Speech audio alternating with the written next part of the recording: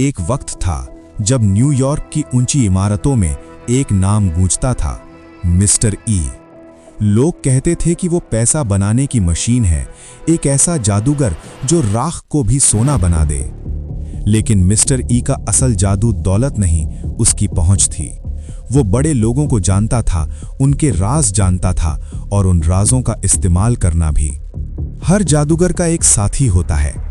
Mister ई के लिए वो थी मिस जी। वो एक सायरन यानी जलपरी की तरह थी, जिसके बोल यंग और नादान लड़कियों को अपनी तरफ खींचते थे। जब वो उस आइलैंड पर पहुंचती थीं, तो उन्हें पता चलता था कि यह सपनों का नहीं, डर का महल है। जिसे वो मिस्टर ई की दुनिया समझती थीं, वो असल में एक पिंजरा था। 2008 में मिस्टर ई का खेल खत्म होता दिखा। कानून ने उसे पकड़ा, उसकी सारी करतूतें सामने आने लगीं। लेकिन मिस्टर ई के पास अब भी एक कार्ड था, उसके बड़े कनेक्शंस। उसने एक डील की जिसे स्वीट हार्ट डील कहा गया, जिसके बाद वो सिर्फ कुछ महीनों की सजा पाकर एक बार फिर आजाद हो गया। इंसाफ अंधा हो गया था और मिस्टर ई की पावर ने एक बार फिर सच को दबा दिया। लेकिन हर कहानी का एक हीरो होता है जो अंधेरे में भी रोशनी की किरण ढूंढता है।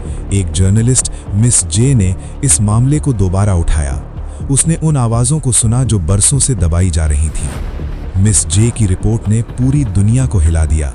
एक बार फिर मिस्टर ई को पकड़ा गया, लेकिन जेल में एक दिन मिस्टर ई की मौत हो गई और उसके साथ ही कई राज हमेशा के लिए दफन हो गए। क्या ये मौत थी या एक और राज?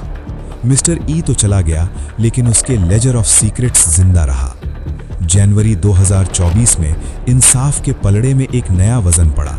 मिस्टर ई के फाइल्स, जिसे अब तक छुपा के रखा गया था, पब्लिक कर दिए गए।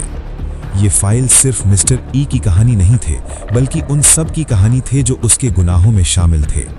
अब तक जो अंधेरे में था, वो रोशनी में आ चुका था। मिस्टर ई की कहानी एक चेतावनी है कि पावर और पैसा कितना भी बड़ा हो, सच और इंसाफ की लड़ाई कभी खत्म नहीं होती और हर अंधेरे के पीछे एक रोशनी होती है जो एक न एक दिन सामने आती है, क्योंकि कोई भी कानून से बड़ा नहीं होता।